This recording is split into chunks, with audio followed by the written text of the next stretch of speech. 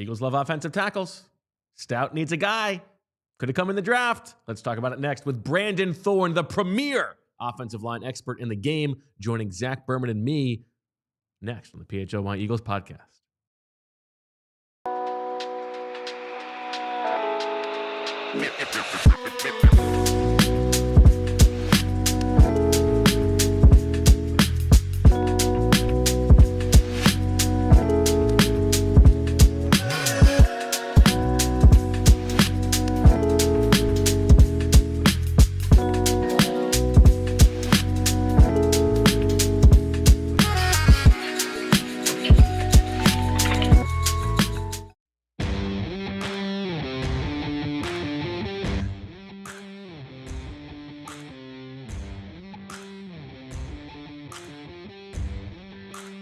Hello, everybody, and welcome to the PHLY Eagles podcast. On a beautiful Thursday afternoon, we are going to talk about the offensive tackles in this draft. I still think it's a very realistic possibility for the Eagles on day one, maybe on day two, find the guy who can start at right guard today, maybe replace Lane Johnson tomorrow.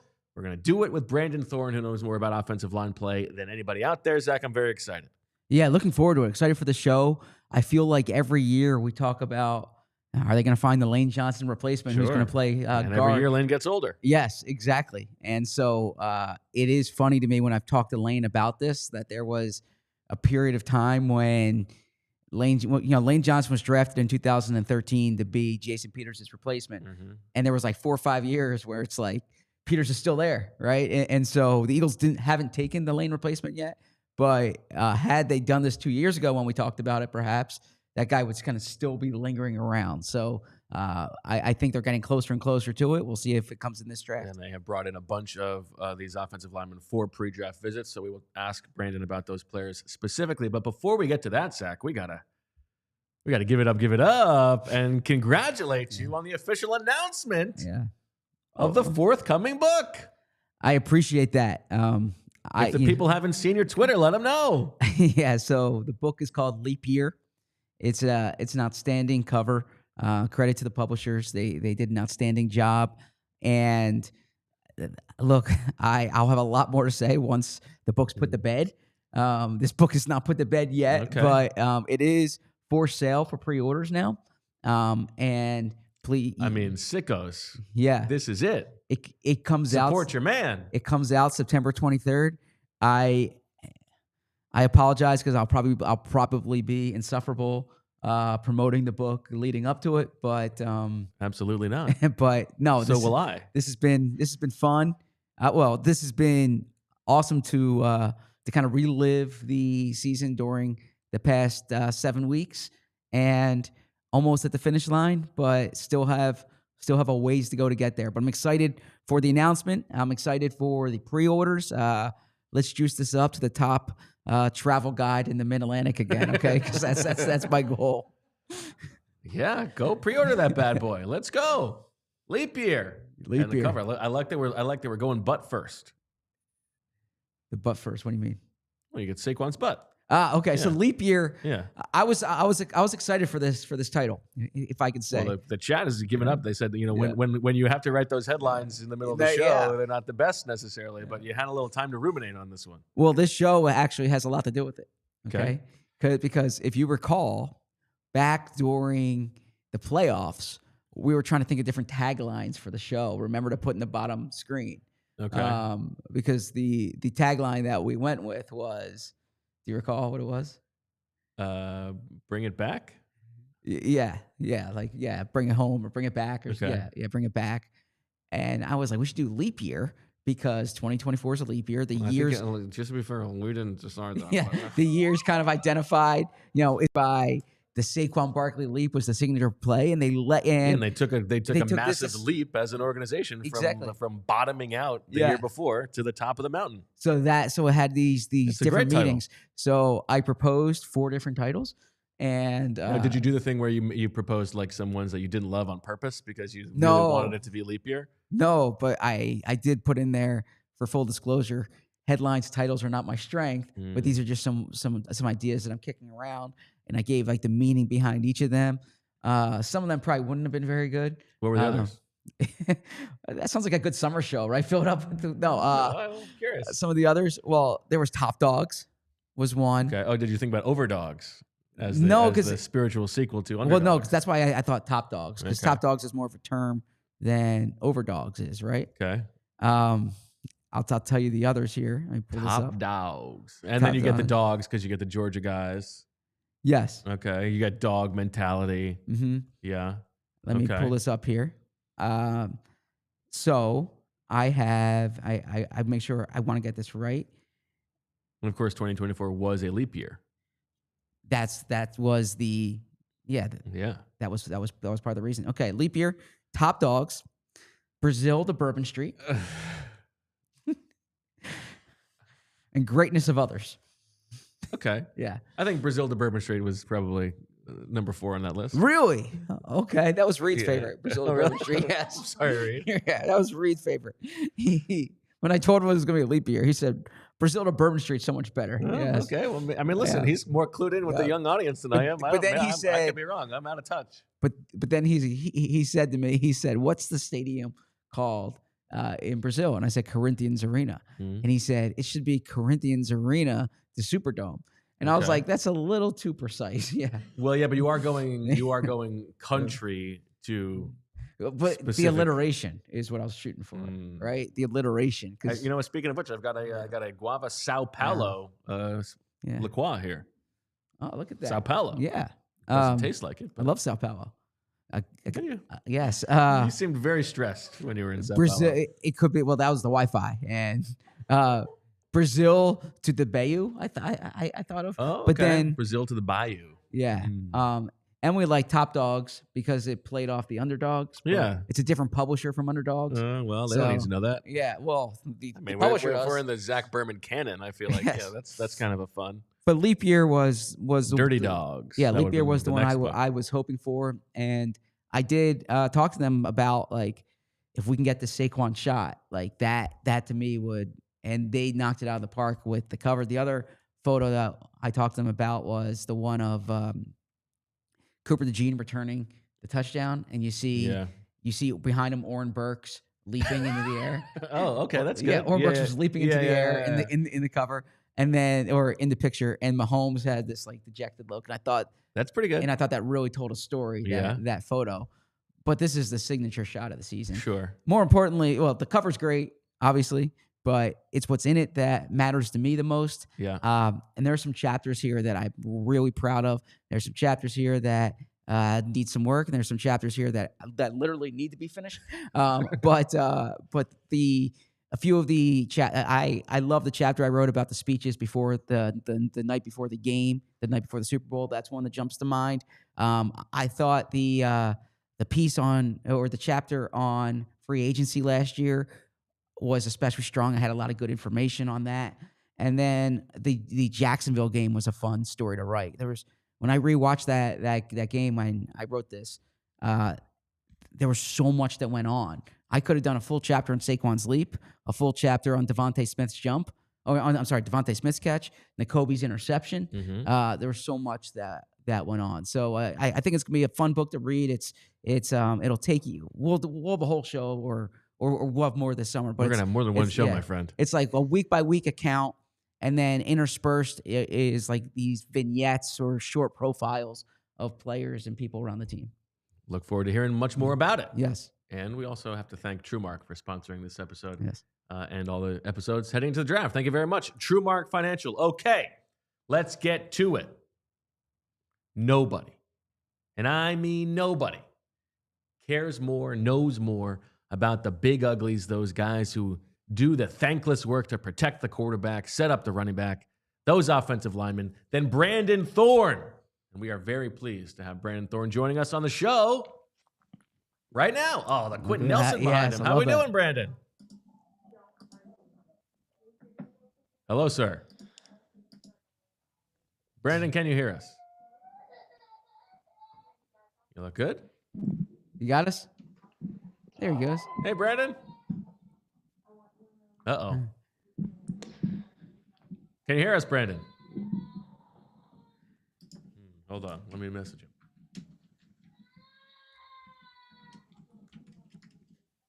Let's see.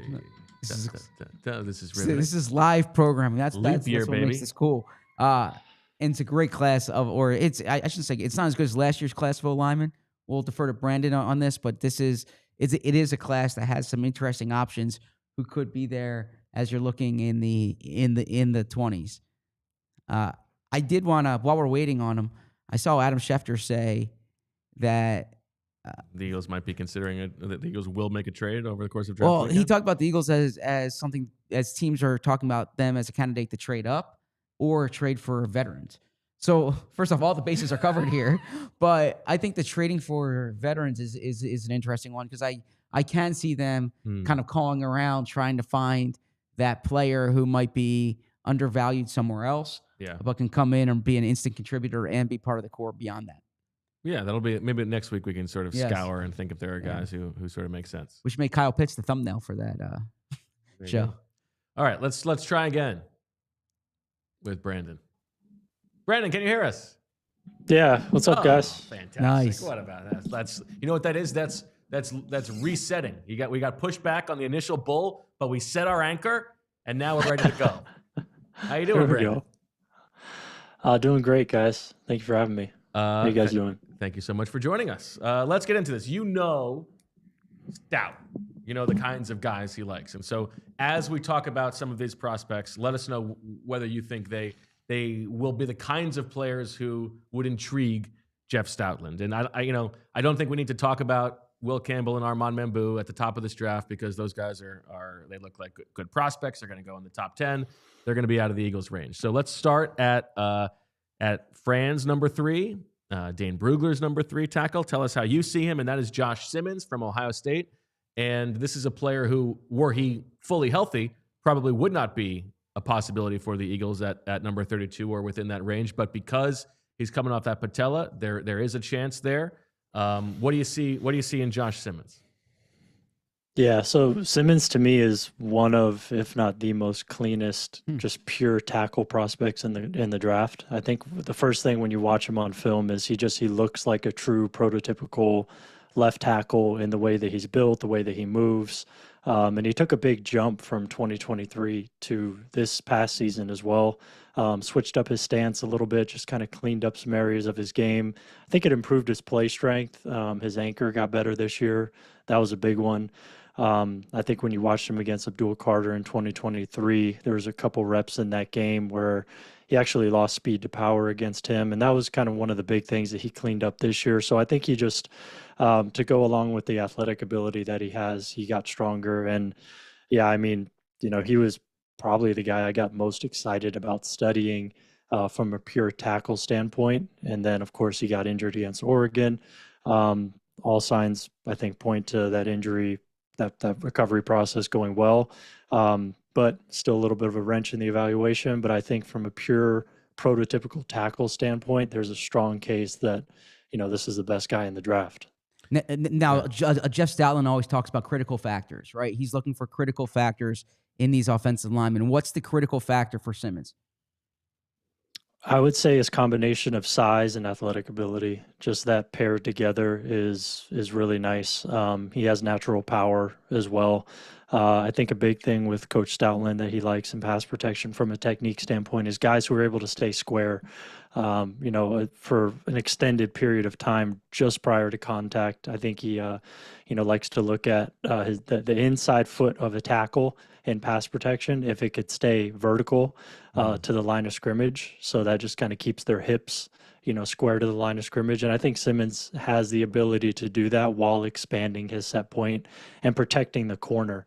And I think that's one of the hallmarks of college offensive tackles staying at offensive tackle in the NFL is their ability to be stressed with speed, but still stay square long enough to where they're preventing a two-way go, opening up early and then being vulnerable to losing across their face. He doesn't really get tested too much versus speed. Now that's another piece of the evaluation that's important because he got hurt 5 games or whatever into the season, so we didn't get to see him tested a whole lot this year, at least with kind of that revamped technique. So that's kind of one of the question marks too, but he was pretty dominant in the film that he did put out there. So yeah, I kind of end up at the point where I still am, I'm pretty bullish on him and I like him quite a bit. But I would say that's the critical factors there to point to with him. Okay, so before we get into the weeds on some of these other guys, maybe we should take a step back and talk big picture. When you are, you are analyzing the NFL offensive linemen throughout the NFL season, and then when you are evaluating these guys and projecting the college guys, how they're going to fit, what is the most difficult thing to project for you, and what are the factors that matter the most? Yeah, in terms of guys staying at tackle.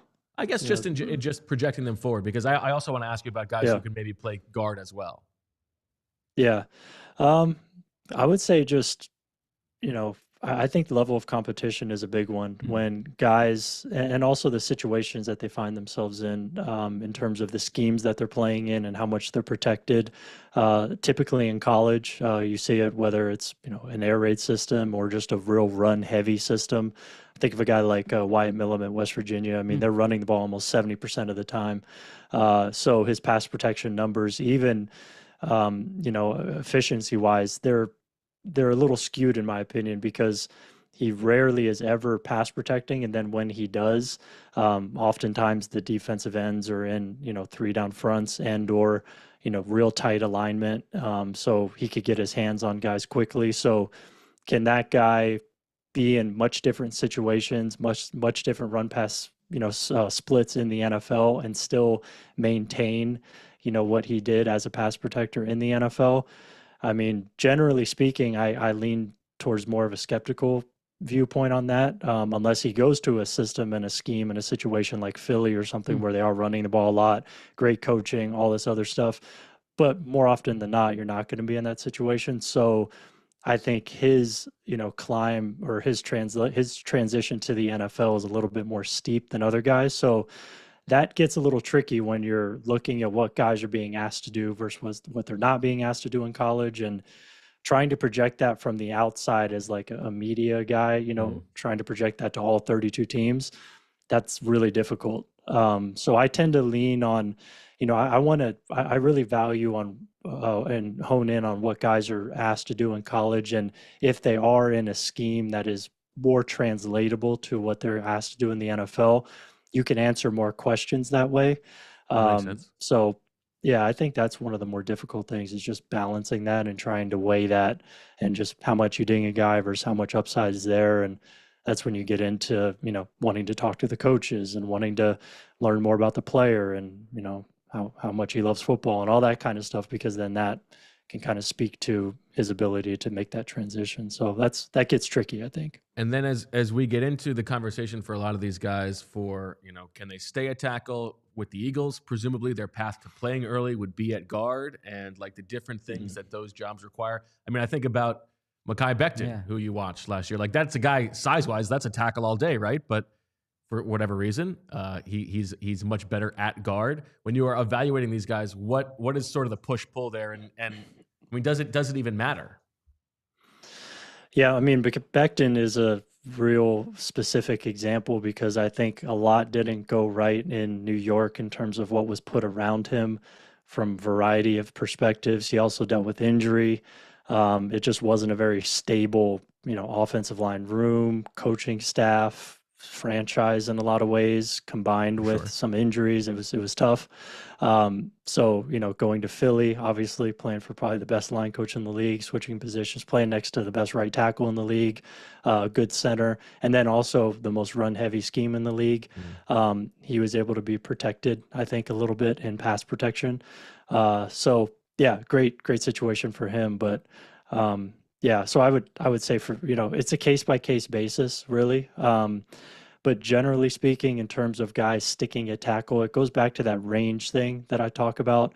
You want to try and find guys on film that are tested with widely aligned pass rushers, like wide nine techniques, who are, if they're on an island, that's great. But even if they're not and they have tight end help or whatever, you want to really focus in on those situations and then high level of competition and see, are they able to protect their outside shoulder? Are they able to widen the corner and not create short corners? Are they able to basically die slow on outside rushes, being set up inside and then guys going outside? Are they able to stop their feet and go, expand their set point, and protect that corner with their feet and their hands and their length and things like that. That's where length, I think, comes into it a little bit. So I think if they're able to do that, then, you know, that's probably the hardest part, I think, about pass protecting at tackle in the NFL is on an island, being set up, being able to stop your feet and go and still protect the corner. That's I think one of the most difficult things. Okay. Let's take a quick break, hear from our sponsors very quickly. Brandon, stay with us, and then we'll be back with more. We're going to talk about the guys the Eagles have brought in for visits: Josh Conerly, Charles Grant, Anthony Belton. Do they make sense? Why would they make sense? Let's find out on the other side.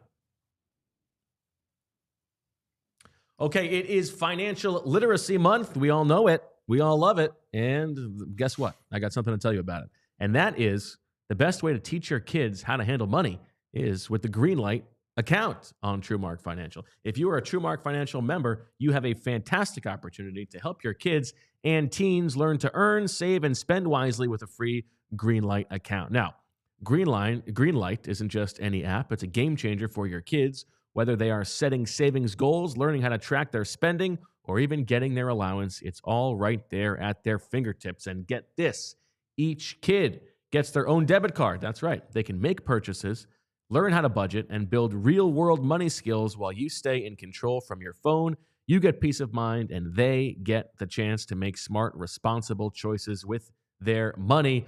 Great way to ring in Financial Literacy Month. Head over to truemark.com/greenlight to get all the details and sign up today. Don't miss the chance to set your kids up for financial success. You know, there are times when I want to go to the casino, but I just can't go. And the great thing to know is I can pull out my phone and go to the casino there with the Bet Parks online casino.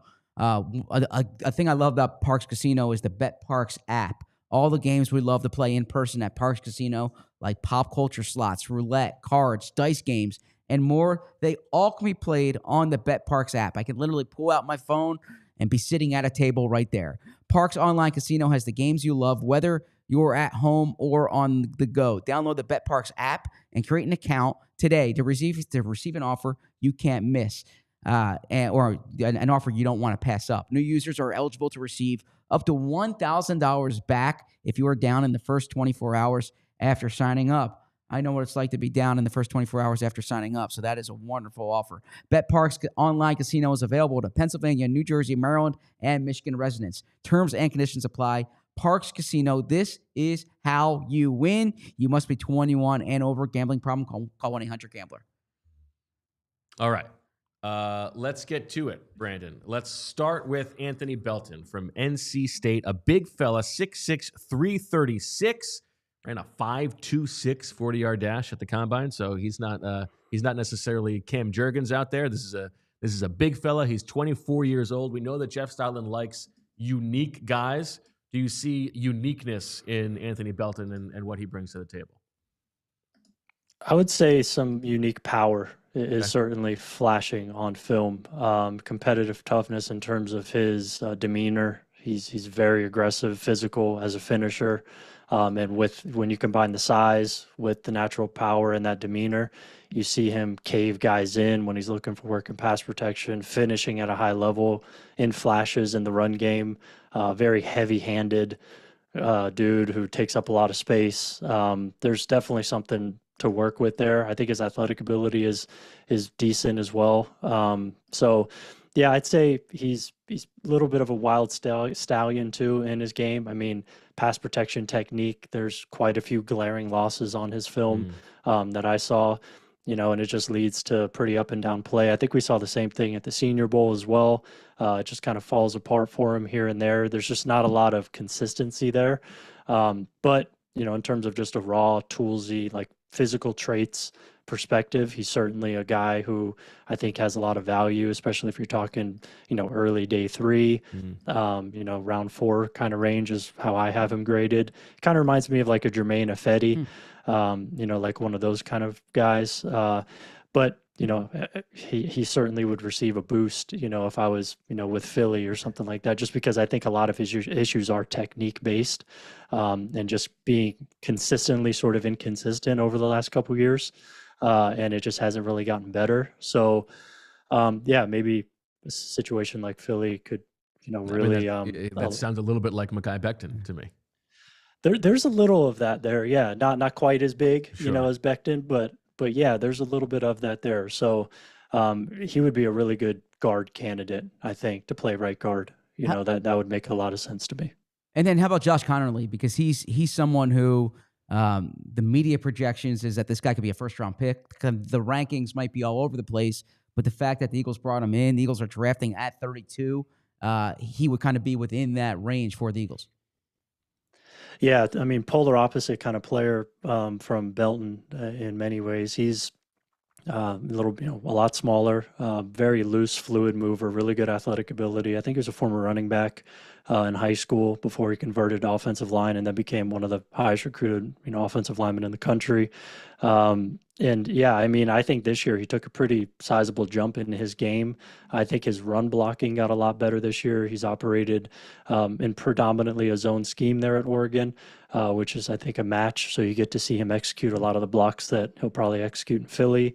And he does that at a pretty high level.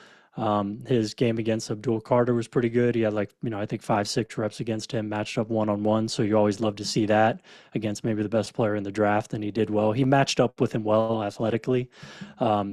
Senior Bowl was very up and down, I thought, even though I think he won like one of the practice players of the week that week. But to me, I thought he was pretty up and down, especially when he had to go to right tackle. He's a 2-year starter at left. He looked, pretty unnatural at right. So some of that could just be, he hasn't played it before. That's the big rep that he got blown up against Mike Green that everybody saw. Right. That was at right tackle. But yeah, my biggest question with him is kind of the opposite of Belton. It's just strength, size and strength. He's not that great against power. His anchor's a little shaky. So that would be the only thing that really holds him back from, really being a high-end starter. But I have a high second-round grade on him. I mean, I think he could come in and start early for you. And a situation like Philly would be great because he wouldn't have to start right away, and he could be kind of one of those tackles of the future that you mold. But he certainly has the movement skills that I think Stoutland would want at the position. Do you think that he, given the question about the power, like would guard early on be a realistic projection for him, or do you think that he would sort of get railroaded there? I mean, I think that would be a difficult transition for him. Okay. Personally, I would see him struggling, anchoring down against the bull rush against defensive tackles. That to me would be a pretty big question.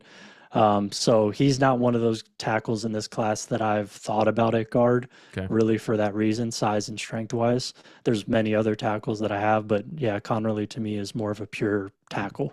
And I think Fran, whether he is still watching it or not, Fran hates the guy. He's going to joke about that. He likes him. He's just part of a cluster. Fran is a little bit lower on him than consensus as well. I think he has the same questions about, does he have the sand in his pants to hold up against power.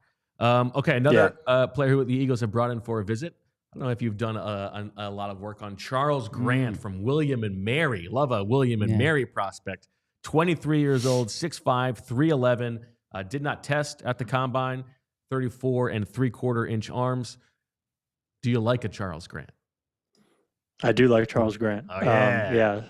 Yeah, I'm a fan of Charles Grant. I just think whenever you watch a small school prospect and you see as a guy as refined as he is in the run game, heavy zone scheme at William and Mary, but his one of the hallmark kind of things for refinement as a zone run blocker is backside cutoffs. How do you deal with that? How's your footwork? How's your ability to get to your landmarks and actually cut off guys on the backside, whether that's a defensive tackle or the linebacker? And he does an excellent job there. So that to me really kind of piqued my interest when I first watched him, and it's consistent over every single tape that I watched of him. So that's a really nice kind of feather in his cap, is just the refinement as a run blocker. And then you do see some flashes of physical dominance, which you need to see from a small school guy. I wouldn't say he's consistently dominant or anything like that, but he never really gets overrun by guys, which is good, and he'll dominate here and there. So I would say good enough from a strength and physicality perspective, but his game is really long arms, pretty good hands, fluid mover, and a refined run blocker. Little bit, some questions there on play strength as well with him. Not major ones, but that would be my main one. I think his testing was disappointing based on what I saw on film. I think he plays a little bit more he plays with better athletic ability than his testing would indicate, specifically the shuttles and the agility drills. But yeah, all in all, I mean, I'm pretty high on him. I think I have like a late third, early fourth round grade on him. So I like him a good bit. And then it was pretty impressive to talk to him. I did a film room with him and just got to pick his brain on some of the coaching that he's been exposed to and things like that. And I think he's really well coached. So yeah, I mean, there's a lot to like about him, depending on where you're going to draft him. A big thing with him too is that wrestling background, which Yep. you know I believe Jackson Powers Johnson had that too. Is that something you can see in the way he plays? And then as a second part of this question, a big part of what the Eagles need to do at offensive line is project the guy out, right? As we've discussed, they don't need the guy to be a major piece year one unless he's a starting guard. Is he someone who you think when we talk about the lineman 3 years from now, he's one of the better tackles in this class? I think that there's a pathway to that. Yeah, I do. And you do see some of the wrestling background in his play as a finisher. I think his strain, effort, use of leverage is really good. He definitely, there's no question there in terms of how much he wants to finish guys. I just don't know that he's always in the best position to do it or necessarily has that overwhelming power to do it. But I think that there's something to work with there to get him a little bit better. So yeah, you do see some of that wrestling background, maybe not as much as Jackson Powers Johnson, but just a different body type too. He's just a little bit lighter, a little bit more, I don't want to say slight, but yeah, just not a lot of like you said earlier, just not a lot of sand in his pants either necessarily. So there's room to grow physically for him, I think. But yeah, I mean, I think the high range outcome for him is like a Teron Armstead. I think that's probably in the cards for him. And then, more of a middle ground comp would be, and I'm not sure, like like Joe Noteboom maybe, or somebody like that, swing kind of tackle, maybe spot starter. So yeah, I think a lot of it has to do with the situation and yeah, a place like Philly, I would love to see him at, learning from Lane and all that. That'd be a great situation. And yeah, so I'm pretty high on him. You mentioned the film room you did with him, which everybody can watch if you go to the Trench Warfare Substack, become a subscriber. You also did one, Brandon, with the last Eagles visit I'm going to ask you about. That's Marcus Mbow from Purdue, who is probably not a tackle in the NFL, right? People are projecting him to the interior offensive line. But what did you learn from doing that with him, and what do you see from Marcus Mbow? Yeah, I mean, these guys are pretty similar to me, similarly graded, built similar, a little bit shorter tackles. I think they're like 6'4" and change or so. Fairly long arms for both of them, more so for Grant than Mbow. But I mean, I think the thing about Mbow that is so intriguing about him is he's probably the craftiest pass protector in the draft in terms of the arsenal of pass sets that he has, the arsenal of techniques with his hands. His hand fighting skills are very refined. So despite not having very good play strength, specifically in his anchor, he's able to mitigate that a lot because he disrupts the timing of rushers. He gets his hands on them first. He has a really good, probably the best in the class, snatch trap technique, where he basically just, steals leverage from guys, especially bigger guys. He does a really nice job of eliminating the runway, not letting them get their hands on him first, and then knocking their hands down and putting them on the ground. So he has a lot of ways of kind of overcoming some of the size and strength concerns, which is why I like him a lot. Good athlete. So I think he could carve out a tackle career as like a Jonah Williams, Zach Tom, like that kind of guy. But yeah, he's one of those guys who could also project, if somebody projected him at maybe center or guard too. I don't think that's, crazy at all. I just think the strength and size would be a little bit more of a hindrance, honestly, maybe inside. But his hands are so good that, maybe that could work. He's a pretty useful player, easy to project in multiple positions. I like him a good amount, a little bit more than Grant, because you got to see it against better competition. And another thing I think that's important with him, I'll just end with, is he played at Purdue and they were 1-11 this year. So he was in constant bad situations as a pass protector, obvious pass situations throughout the entire season. That's a great point. So yeah, his back was against the wall, game in, game out. And he performed at a really high level despite that. So I think that's kind of a nice point worth mentioning in his evaluation as well. Staying on the topic of Eagles visits, this is a player I did not know much about when he came in, and that's Jalen Travis. And, then you look at the profile, nearly 6'8", 330 pounds, started at Princeton before he went to Iowa State, interned at the U.S. Senate. Like there's a fascinating story here. But it stands out when the Eagles are bringing in someone who might be, a 5th, 6th round pick, because it shows that there's research they want to do on the player. As you've looked into him, what stands out? Why would the Eagles bring him in?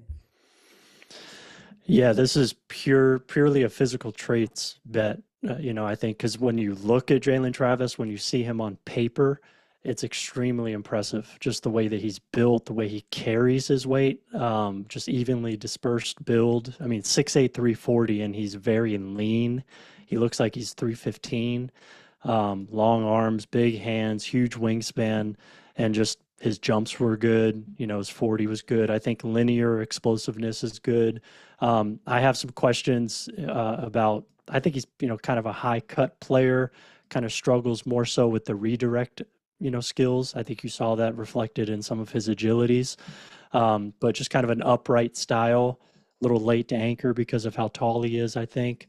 So I have some questions in terms of how he moves laterally specifically, which I think kind of caps his ceiling a little bit. But if this is a player you could get, especially like, mid to late day 3, certainly can become like a spot starting swing tackle. That's how I see him. But yeah, not very experienced, not very tested, 1-year starter in the Big 12. So that's a piece of it too. And he, I wouldn't say it was dominant, but that's, had some decent film. But yeah, very toolsy and very impressive looking and moving in a straight line. That's for sure. All right. I have 2 more things for you, Brandon, before we let you go.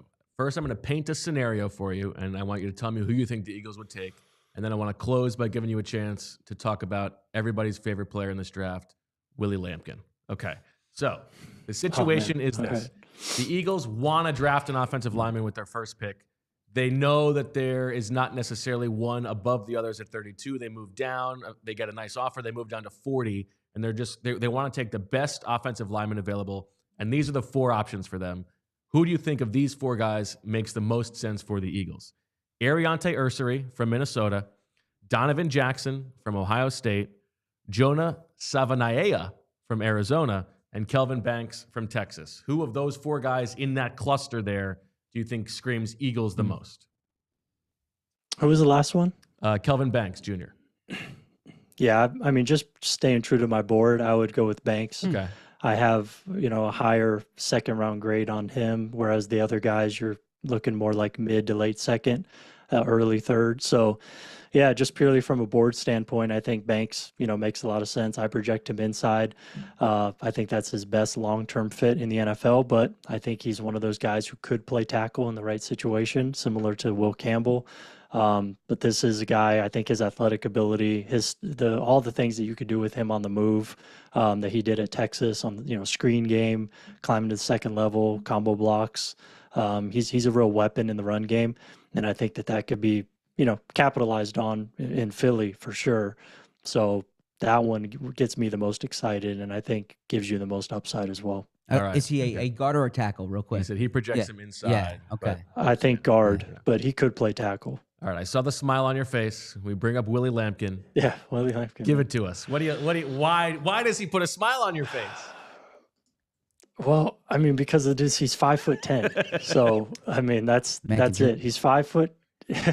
He's 5'10", and he's 280 pounds, soaking wet. And you watch him on film, and then you watch him at the Senior Bowl, and he's not conceding ground hardly ever. He's consistently underneath guys, playing with tight hands, firm anchor. He's moving guys in the run game. He didn't look out of place at the Senior Bowl at all. And that really opened up my eyes because prior to the Senior Bowl, I knew the name, but I never watched him. So, he was kind of a late addition at the Senior Bowl as well, if I remember correctly. So I didn't really do any work on him. So the first time I ever saw him play was in Mobile, and he was one of the, I think, 5 best offensive linemen there throughout the week in practice. And when you look at him on paper and then you watch him play, it just throws you for a loop. It's hard to reconcile those two things. And then I watched his film, and I mean, his film is outstanding. He's a very good football player on tape. Like he just does everything well. I mean, he's a 60-game starter. I think he's like a 61-game starter. So he very clearly has a lot of experience, and you could see that. Of course, high-level wrestling background is there. I think he was 47-0, in Florida. Wow. In the heavyweight class. Yeah, so he has that. But just for a guy to be that small on paper and to play as strong as he does, it's something that I've just never seen before. I don't think anybody's seen anybody that small play. So maybe he could become like another Aaron Brewer type. I don't think he's as good of an athlete as Brewer is, though. So, but I think he's stronger, though, than Brewer, at least coming into the NFL. So, I mean, worst case, I think, I'm pretty high on him, obviously. I have like a 5th round, 6th round grade on him. Yeah. And I think that's probably going to be pretty high compared to most. But I think worst case is like a Pat Ricard, kind of guy. You got to find a role for this guy somewhere. But I would draft him, I think, because if not, if you let him get into the unrestricted, the undrafted free agent class, it's going to be tough to land him, I think, because I think teams are going to be, a little scared to draft him because he's such an outlier. But as soon as that 7th round ends, I guarantee his phone's going to be blowing up. Teams are going to want to see, at least invite him into camp and see, like, is this for real? Because, I mean, it's hard to say everything he's done in terms of, on tape and at the Senior Bowl. He's passed those tests. So he's just one of those cases that just doesn't come around a lot. And he gets me excited because he's very clearly very good at football. It's just, can a guy play offensive line at 5'10", 280? I don't know. Well, and you are very clearly very good at analyzing who's good at football. Brandon Thorn, thank you so much for taking the time. Everybody check out the Trench Warfare Substack. Anything else that you want to plug, Brandon, where we can send people? Just Bleacher Report, I would say. All my scouting reports on every offensive lineman in the class are there. So you could just Google any offensive lineman's name in Bleacher Report, and it'll pop up with my report. There we go. Thank you so much, Brandon. All right. My pleasure, guys. I had a Fran for you. All right. Do that. All right. Let's take a quick break. And on the other side, we'll find out what else we're going to talk about. How about that tease? All right. Tell you about our friends at Monarch Money. Once I am able to find the copy, all you got to do is pull it up. Here it is. There we go. Monarch Money. Too many tabs, too many windows. I don't know if Monarch's going to be able to help me with that, but more importantly, they can help me with my money. They can help you with your money. Finances can be messy and confusing. The stock market, what's going on? Who knows? Well, Monarch Money acts like your personal CFO, giving you full visibility and control so you can stop earning and start growing. It's more than your average budgeting app. Monarch Money is a complete financial command center for your accounts, investments, and goals. Don't just manage your money, start building wealth with 50% off your first year for our listeners. Monarch Money is the finance tool people actually love. Named the Wall Street Journal's best budgeting app in 2025, it is the top recommended personal finance app by users and experts with over 30,000 five-star reviews. Financial stress, one of the top reasons that relationships fall apart. Well, Monarch Money makes money conversations easier. All you got to do is get control of your overall finances with Monarch Money using code PHLY at monarchmoney.com in your browser for half off your first year. That's 50% off your first year at monarchmoney.com with code PHLY, monarchmoney.com with code PHLY. You know those people who say no new friends? Not us here at PHLY, because we have a new friend to tell you about. And that's our friend at Ashley Furniture. All right. Okay, Let's give it up. Yeah, I'm excited to talk about Ashley Furniture because you know what? When you have these new friends over your house, you're going to want nice furniture to show them. And Ashley Furniture is the place to go. Low prices are blooming, so spring into savings at Ashley. Save up to 50% off living rooms, bedrooms, and dining rooms, and have it all delivered free. That's so important, right? Because you pick out the couch of your dreams, the bedroom of your dreams, and then you have to pay for the shipping. No, it will be delivered free. Plus, get long-term, no-interest financing. Save on top brand mattresses and get free delivery, setup, and removal. But don't wait. Spring into savings now at Ashley South Jersey and Philadelphia. Financing with approved credit, minimum purchase required. Some exclusions may apply. See store for complete details. Hurry to Ashley. Visit ashleyfurniture.com for more information. All right. Welcome back. How you doing? I'm great. I'm happy to see Fran in the chat. That was a good conversation. Great Thorn insight. knows ball. The man knows ball. Knows ball, yeah. No doubt about it. And you could see just the way that he lights up over Willie Lampkin, man. Thoughts on a 5'10" if we're doing the show and it's like the 8th hour of the Saturday show after we've done all day, Thursday and Friday, we're all loopy, and they use a 6th round pick on Willie Lampkin, we are going to go crazy. Well, I also know, too, though, that our training camp reports will be insufferable because you had so much fun with Jason Poe this year. I did like Jason Poe. And Jason Poe will tower over Willie Lampkin, right? Yeah. So I'm trying to think who's the and short's a relative term, right? It's hard for me to call someone short. Who's the shortest offensive line the Eagles have had on an active roster during your time covering the team? Do you know the answer? No, I'm thinking off the top of my head, David Molk, maybe. It's probably Molk. If Poe made the roster, he would have been. Yeah. I feel like it's got to be Molk. Yeah. Yeah. That's the guy I'm going with. Yeah. Khalif says low man wins. Low man wins. Yeah. Depends what, but yes. By the way, we're talking draft. We've been talking draft.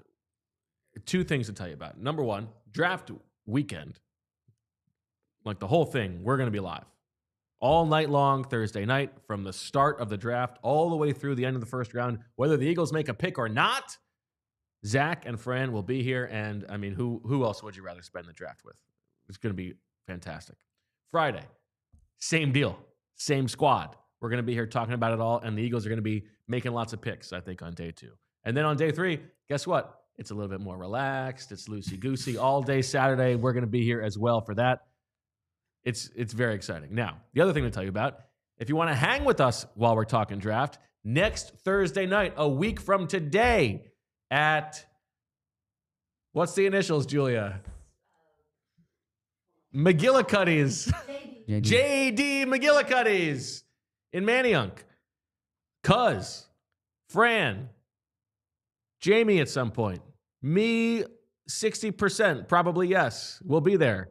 We're going to be there starting at 6 o'clock, 6 to 8 o'clock, talking draft, the Draft Summit. Check out those graphics. JD McGillicuddy's, April 17th. Be there or be a pair. A green one, not a good one. Yeah, great events coming up. Awesome events. Looking forward to that. I thought you were looking to add in something there. It seemed like you were ready to go with something. No, I was thinking of something else. Sorry. Oh. What is it? We've moved on. Yeah, I'll tell you off air. Oh, okay. Okay. Good tease. All right. Yeah. After having that conversation, do you feel moved at all in any direction on whether you think the Eagles are going to use a 1st or 2nd round pick on an offensive lineman? I wouldn't say moved. And what do you make of the guys who they have brought in? So you've got Conerly, who is talked about as a potential 1st round pick. You've got your Beltons, your Mbow, your Grant. Those guys are more day 2 guys, and then your Jalen Travis, a day 3 guy. What does that tell you? Well, the Jalen Travis thing jumps out to me because if you're bringing someone in that late, there needs to be a fact-finding mission. Like, you are curious about the player, right? So he's someone who's kind of I've earmarked because obviously there's rare size there.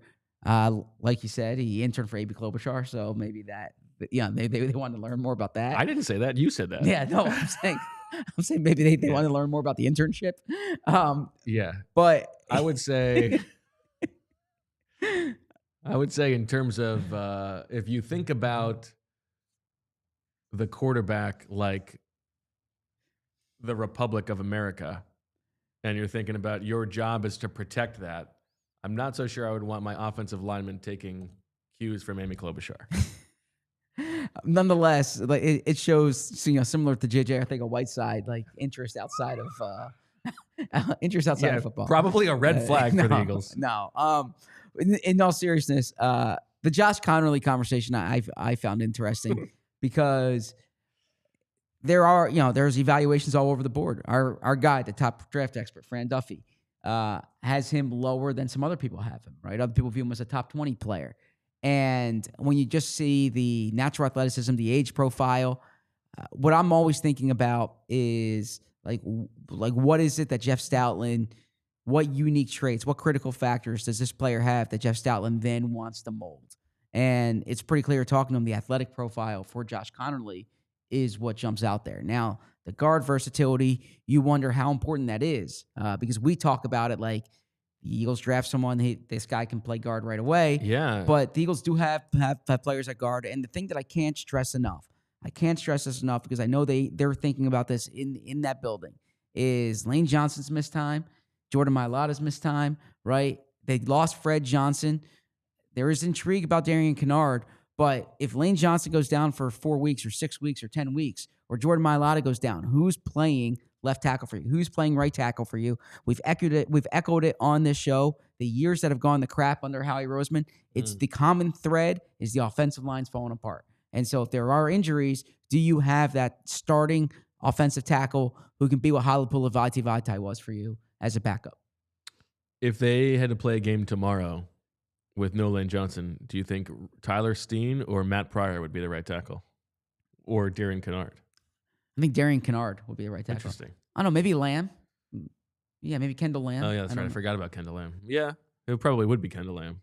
But Kinnard's someone who jumped out to them, has a great track record of winning Super Bowls. And no, he's an intriguing player. Like I bring up how a few years ago, Dane had him as like his number 3 guard or number 4 guard. I didn't get to see Fran's ranking, so I don't know what Fran had him ranked.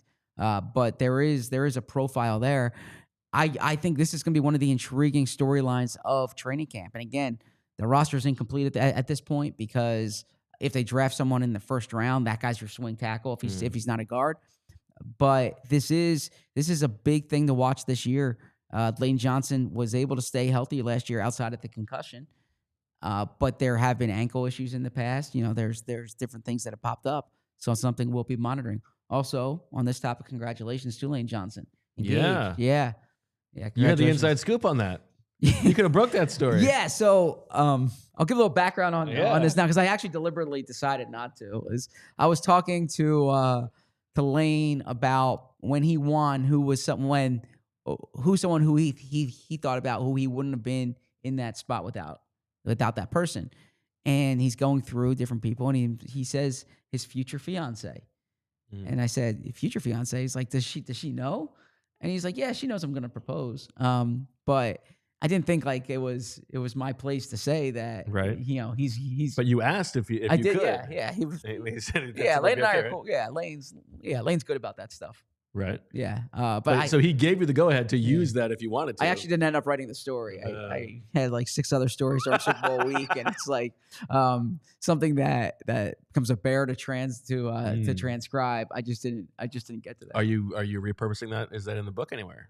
Not the specific future fiance, but the answers to those questions. Yeah, there are some. Good. There's some tidbits, but more importantly than the book for that, there's some stories I'm working on next year that have born from those conversations because those things are always really helpful in terms of like, talk to this person, talk to that person. Yeah. There you go. Yeah. But congratulations to Lane. Congratulations to Lane. The shirt collar's bothering me. What's bothering you about it? It's a little, it's drooping. Oh. Yeah. It's not bothering you in terms of the feel. No, I can't look when I look at the screen. Visually does not look good. Well, I haven't noticed it, and I would imagine that most people haven't until now. They will. And now they're just going to be staring at it. Now they will. Yeah. An old droopy collar over here. I had a big head when I was putting it through, right? So, stretched it out. Must have been it. Must have been it. A very good point made in the chat by Booby Styles, and that is that we say age profile, What is profile? It's just the age. Why are we adding on superfluous words here? You know, I like the age profile. I am certainly guilty of this. Yeah. I should just say, I like that he's young. I like the age. True. Although I guess I like the age makes it sound a little creepier. Well, that was probably a play off of. I think the age profile, in my mind at least, if I'm going to defend it, is more about your factoring in, especially at positions of production, or like the track record of what they've accomplished given the age, and so it's something of an age formula. Okay. I mean, I'm making that up. Well, as I'm thinking about it, the other profiles that we talk about, the athletic profile, but athletic is an adjective in this case here. Mm-hmm. But size profile, age profile, you're going with the noun. So there's some. It's like the 5 pillar or the 5 core values. That's true. From Nick Sirianni. You have to say the athlete profile instead of the athletic profile. Yeah, you would say the athlete profile. The athlete profile. I like the athlete profile, the age profile, the size profile. Yeah. The off the field, the intangible profile, the intangible profile. The background. Yeah. Speaking of age profiles, Zach. Where's this going? Well, some people might not know that the Eagles cornerback position actually has an interesting athletic profile, where the newest guy among the relevant players, Quinyon Mitchell, is actually a year older than a player who was on the team a year before him, Kelee Ringo. I did not know that. Now I do.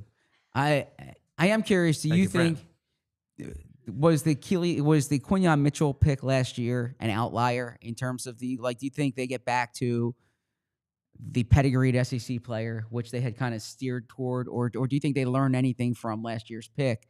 Or do you think it's I think all of this is, and I mean, Lord knows we're guilty of it. Yeah. We tell these stories and find these trends based on a handful of picks over a handful of years, when maybe they would have rather had Troy Fautanu or whoever it is than Quinyon Mitchell last year. That's the way the board was stacked. Marius Mims, but that was the choice that they had. Sure, and so maybe their preference was not to take the Toledo guy. Now they did take him over Terrion Arnold, so I think that is an interesting data point. I still think that they are going to lean towards safer bets. Yeah, I agree. Now, had the Eagles taken Marius Mims last year, had he fallen, would every mock draft this year be Julia, Malachi? We're trying to do a show here. Would every mock draft be Malachi Starks? What are you watching over there? Where you're like that collar's killing me right now watching it. No, would like every mock draft be a Georgia player if they had gone four consecutive first round picks? Probably so. Yeah. Should we be ashamed or proud that we didn't go straight to it's a normal collar, find a new slant?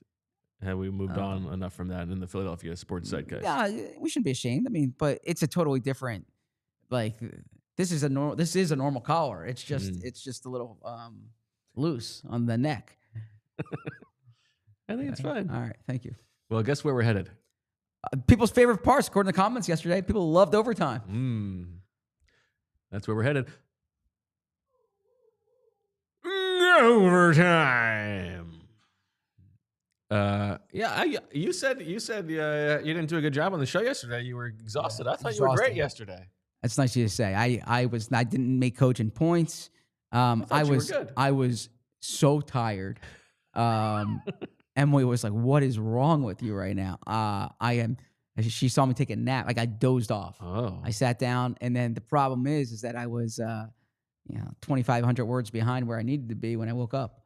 So you haven't mapped out by the minute, by the day, and I couldn't catch up. So I'll catch up today. But I have a speaking engagement tonight, and so it's gonna be tough. And then I got one tomorrow morning.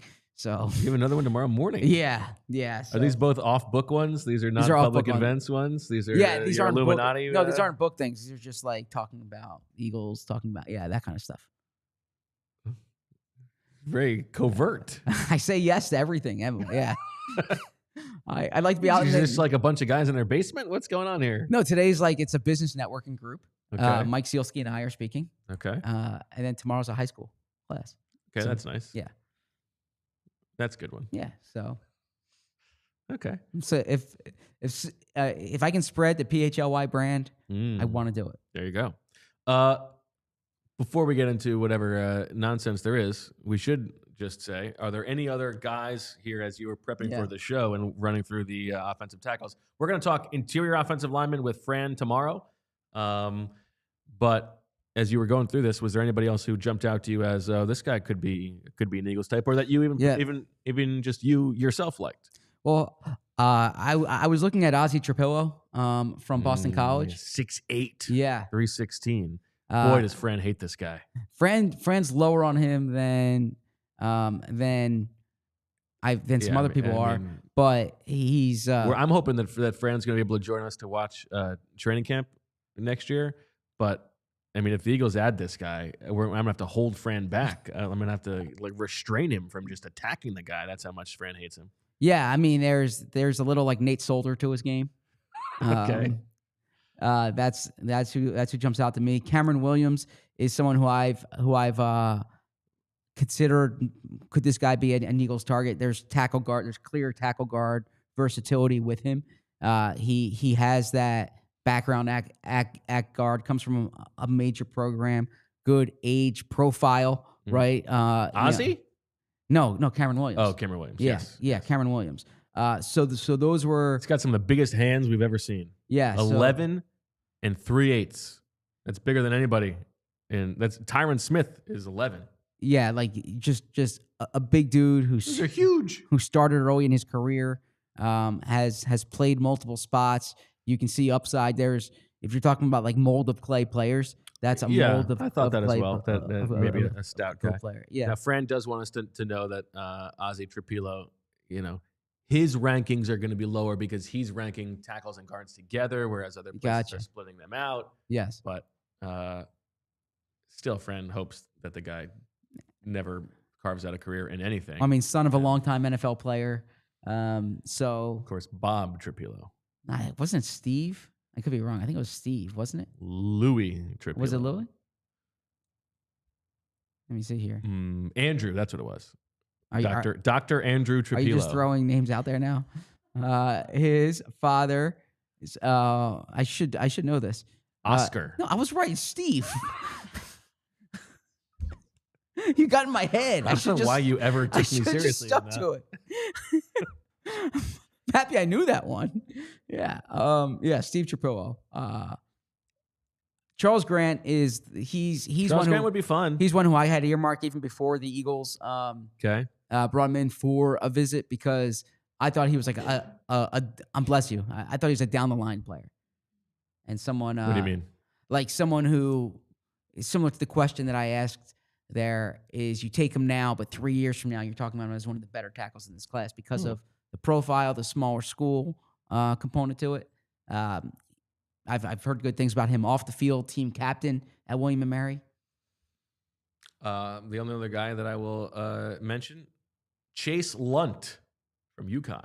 Okay. Fran also despises the guy, but he is 6'7.5", 304. He's, I believe, Dane's tackle 10. Ran a 5.4 at his pro day. So you're not talking about a fleet of foot, but in terms of just a mountain of a man that could potentially be a swing tackle for you on day 3. He exists.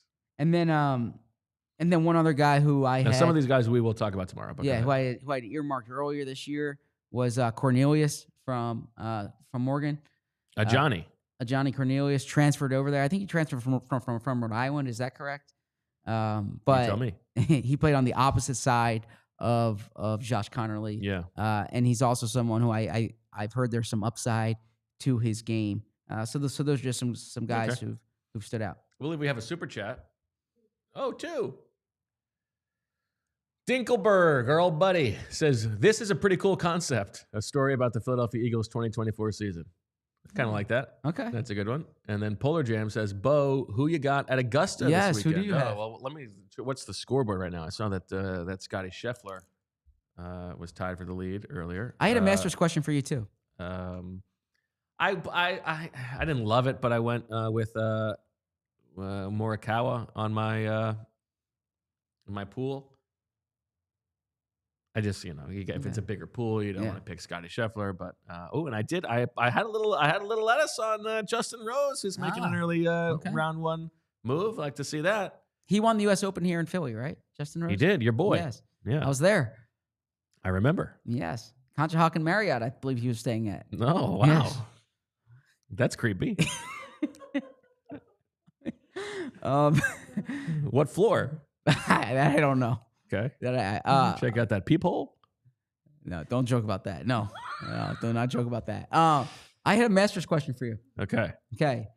A, what would be your meal had you won? Oh, okay. Okay, I'm curious about that. And then B, what's the play with the meal? Are you choosing what you like, or are you thinking about like what the masses will, what the entire group there would like? Because they're all, you don't want to just pick something that satiates you, but everyone's like, why are we going with this? Introduce people to this. This is you're telling your own story. So what would you go with? And what's the best meal you've seen there? Have you? Well, I think there is a story. I think that it is when Vijay Singh won the year after. The meal was like a very spicy curry, I believe. And they were like some of the guys loved it, and some of them were really complaining about it, which that's ideal. Yeah, win. Let's make these stuffy golfers who are just eating the same thing every day. Let's make them expand their palates a little bit. Yeah, that sounds good to me. As for what my meal would as long as the chef in Augusta can make good curry, right? You gotta. You're not. I'm sure you're importing somebody at that point. Yeah. What would my meal be? Yes. I would go the classic when I was growing up, the special occasion birthday meal that I would ask my mom to make was pork chops and egg noodles. Oh, okay. Which now I carry on, and I'll make that. It's good. So that would be breaded or no? Yes. Okay, breaded. So more like a schnitzel almost. A little bit. Okay. Yeah, it's not, but a schnitzel's thin. Oh, okay. Yeah. It's a thicker pork chop, egg noodles. What's your appetizer? And maybe some green beans. Okay. Appetizer. I don't know. Maybe we do. I don't know. We do like a shrimp cocktail. That's easy, but this is not towards the expanding, making them. Okay. This is more just a homey meal. Yeah, and then your dessert. Lobster. For dessert. Yeah, why not? Let's get decadent. I think the meal they have now has the skillet cookie. Oh, so this is why it's on your radar. Well, do you have a news alert set for a skillet cookie? No. I've seen different people put up, whether it might have been an old meal or a meal now, but it's always interesting to look at the menu. I think what's your meal? Well, that's the thing, because you could just go straight first off, I would ask the chef, what do you make well, right? Because you're feeding everybody here. But I want to know, you could just go steak, but I want to have a pasta in there. Probably if I had my druthers, it'd be the appetizer would be maybe a crab cake. Okay. I find a crab cake always very very underwhelming. Or then give me the crab cocktail. The crab cocktail. Yeah, I like a crab. Okay, yeah, crab cocktail. Crab cake is always underwhelming. A good Caesar salad. Okay, I like a good Caesar. Let's go veal parm. Okay. Let's go penny vodka. Okay. Okay. And then I got the skillet cookie with vanilla ice cream.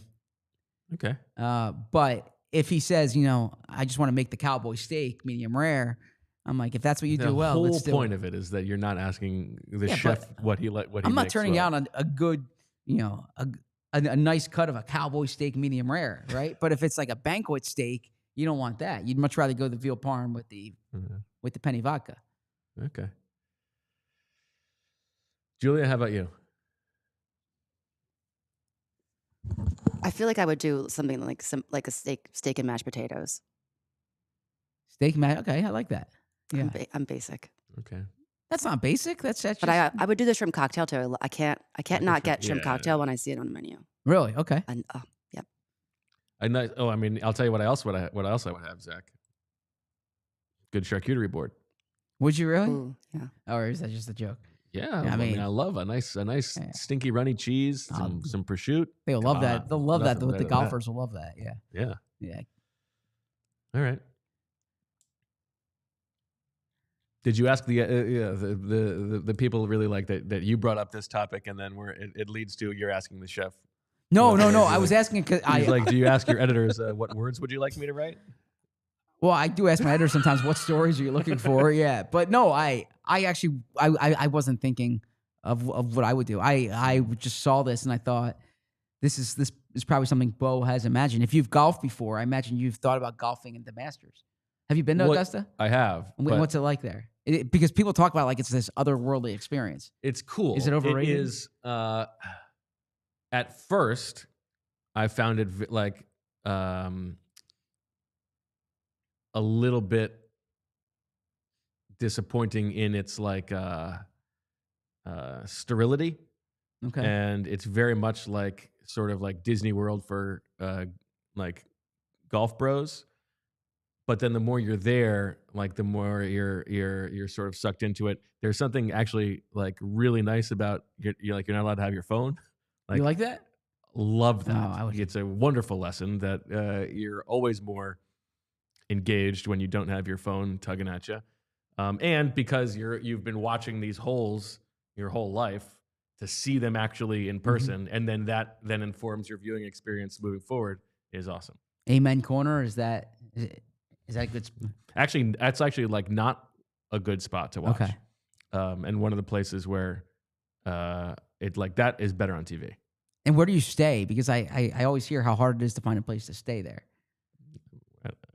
We stayed somewhere. I don't know. Okay. All Yeah. right. I didn't. Well, that's like a big thing is that they, Yeah. it's, I don't know. I've never been to Well, yeah. Augusta, Well, there's Georgia. all places like houses are being rented Exactly. out. That's got, yeah, and some people right. have to stay far away. And Yeah. then you drive in from South Carolina or from, I don't know how far Atlanta is, but It's pretty cool. Steve Politti does a great job covering the Masters. I read all his Masters stuff. And then BQ, got to read Brendan Quinn. BQ month. Financial. And Brody Miller does a good job too. Okay. Shout out to Brody. Yes. Shout out to Dr. Ozzy. Is that an Ozzy Trapillo? Yeah, I guess so. Yeah, I don't know. Okay. All right, I think we've run out of time. That was overtime, everybody. Woo! All right, that'll do it for this episode of the PHLY Eagles podcast. We're back tomorrow. Got a StreamYard show. Me and Zach talking interior offensive line with Fran joining when it is free for him to do so. And then it's the weekend. And then next week, we're back to do it again. We got a few more positions left. Cornerback, safety, quarterback, wide receiver. And then we've got a bunch of games to do. Turkeys to the Draft Kingdom. Owl, you know, all that good stuff. So for Julia and Zach, we thank Brandon Thorn for taking the time to tell us about these offensive linemen. We will see you tomorrow at 2 o'clock. And as always, we love you. We all silly like the mayor.